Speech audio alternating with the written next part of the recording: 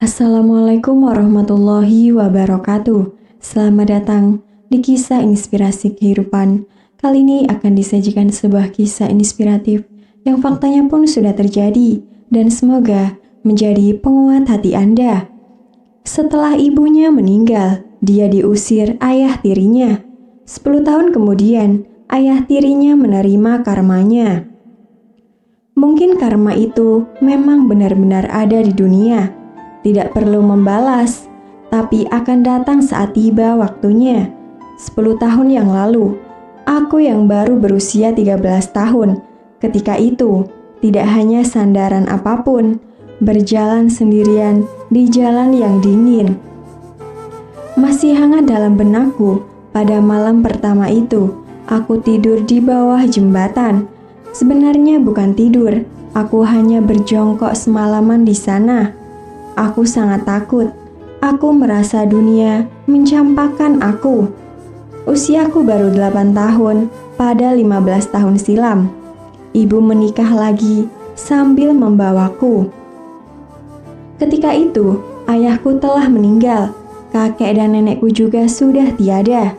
Demi bertahan hidup, ibu menikah dengan seorang duda. Duda ini 5 tahun lebih tua dari ibu dan memiliki seorang anak perempuan yang berusia 2 tahun lebih tua dariku. Benar-benar tidak nyaman punya keluarga seperti itu. Hubunganku dengan kakak tiri ini tidak terlalu baik, begitu juga dengan sikap ayah tiriku.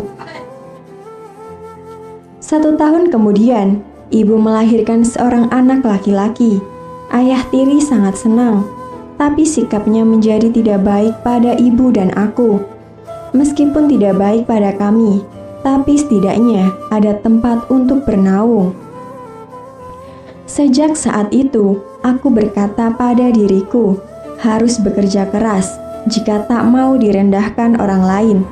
Tapi tak disangka, ibu jatuh sakit dan meninggal saat aku berusia 13 tahun. Saat itu, adikku baru berusia 3 tahun. Ayah tiriku mengatakan bahwa ia tak mampu memberi makan 3 orang anak. Aku tahu ayah tiriku pasti tidak akan mencampakkan adikku, sementara putrinya dia akan mengurus kadarnya. Sedangkan aku adalah anak perempuan yang tidak ada hubungan darah dengan mereka. Setelah memakamkan ibu, ayah tiriku langsung mengusirku keluar dari rumah. Tapi ternyata ia masih punya sedikit nurani. Ia memberi bekal uang 100.000 rupiah. Malam itu, aku menghabiskan semalaman di kolong jembatan. Tak lama kemudian, terlintas dalam pikiranku masih punya seorang paman di kampung. Dia adalah adik sepupu mendiang ayahku. Bisa dikata, ia adalah kerabat terakhir dari seluruh keluargaku. Aku tahu semua ini dari cerita ibuku semasa hidup. Dengan penuh harap, aku ke kampung mencari paman. Sesampainya di rumahnya, paman merasa kasihan dan sedih ketika melihat keadaanku. Paman memiliki seorang anak perempuan seusiaku. Sementara itu, istri paman sepertinya tidak begitu menyukaiku. Tapi paman bersikeras memintaku tinggal di rumahnya. Namun paman bilang hanya menanggung makan sehari-hari dan aku harus bekerja. Lainnya tidak ditanggung. Aku sangat bersyukur setidaknya ada tempat untuk bernaung. Di rumah paman, aku sangat rajin. Meskipun istri paman atau sehari-hari aku panggil tante itu tidak begitu suka denganku, tapi aku karena sangat rajin dan tahu diri, apalagi ada paman yang membelaku, jadi dia tidak berani bersikap keterlaluan padaku. Karena anak perempuan paman 2 bulan lebih tua dariku, jadi aku memanggilnya kakak. Hubungan kami cukup baik. Setiap malam, dia akan meluangkan waktu memberitahuku tentang semua yang dia pelajari di sekolah. Begitulah aku menghabiskan 5 tahun waktuku di rumah paman. Pada usiaku yang ke-18 tahun, kakak berhasil diterima di perguruan tinggi. Aku tahu kondisi ekonomi paman yang serba sulit. Kemudian aku bilang pada paman akan ke kota untuk bekerja, meringankan beban paman, dan membantu biaya kuliah kakak. Paman sangat bersyukur punya keponakan seperti aku. Begitu juga dengan kakak perempuanku yang sangat berterima kasih padaku. Dia juga berpesan agar aku banyak membaca buku saat senggang. Singkat cerita, selama bertahun-tahun kerja di kota, aku mengirimkan uang untuk biaya kuliah kakak hingga lulus. Selain itu juga mengirimkan sejumlah uang untuk paman yang telah menampungku selama ini.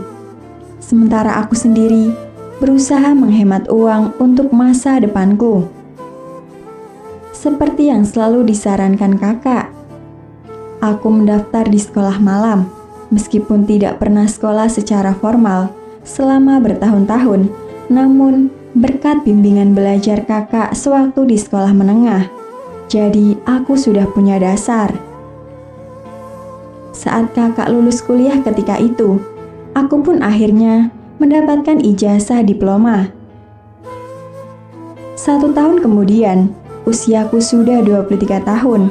Sekarang adalah tahun ke-10 ketika aku diusir dari rumah oleh ayah tiriku. Dan selama 10 tahun terakhir ini, aku tidak tahu sama sekali bagaimana kondisi mereka. Sebenarnya aku sangat merindukan adikku. Lagi pula dia adalah darah daging mendiang ibu. Belakangan, aku mendapat kabar tentang mereka. Anak perempuan ayah tiri sekarang dikurung di pusat rehabilitas narkoba karena kecanduan narkoba. Sementara kondisi ayah tiri juga cukup memprihatinkan. Kesehatannya sekarang memburuk, membutuhkan orang untuk mengurusnya. Sedangkan adikku meninggal saat baru berusia 5 tahun kala itu. Hatiku benar-benar sedih mendengar semua itu.